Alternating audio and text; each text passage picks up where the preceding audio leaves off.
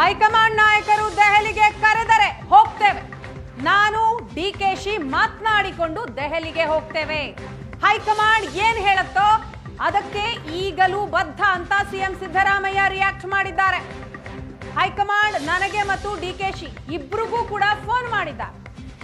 High command ಹೇಳಿದ್ದನ್ನ ಕೇಳ್ತೀನಿ. ನನ್ನ ನಿಲುವಿನಲ್ಲಿ ಬದಲಾವಣೆ ಇಲ್ಲ. ಇಬ್ಬರೂ ಭೇಟಿಯಾಗಿ ಚರ್ಚೆ ಮಾಡ್ತೀವಿ ಅಂತ ಹೇಳಿದ್ದಾರೆ ಸಿಎಂ ಸಿದ್ದರಾಮಯ್ಯ.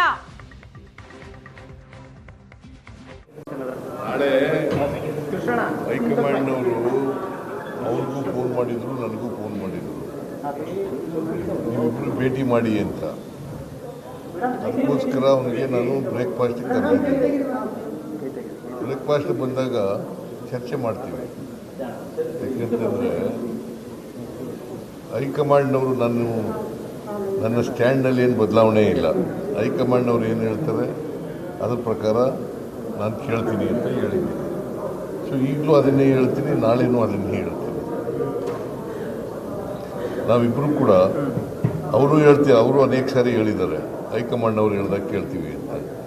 ನಾವು ಅನೇಕ ಸಾರಿ ಹೇಳಿದ್ದೀವಿ ಹೈಕಮಾಂಡ್ನವ್ರು ಹೇಳ್ದಾಗ ಕೇಳ್ತೀವಿ. ಅದನ್ನೇ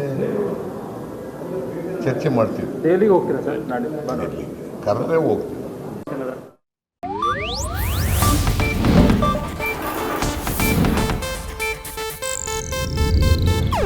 ಇದು ಏಷ್ಯಾನೆಟ್ ನ್ಯೂಸ್ ನೆಟ್ವರ್ಕ್ ಪ್ರಸ್ತುತಿ.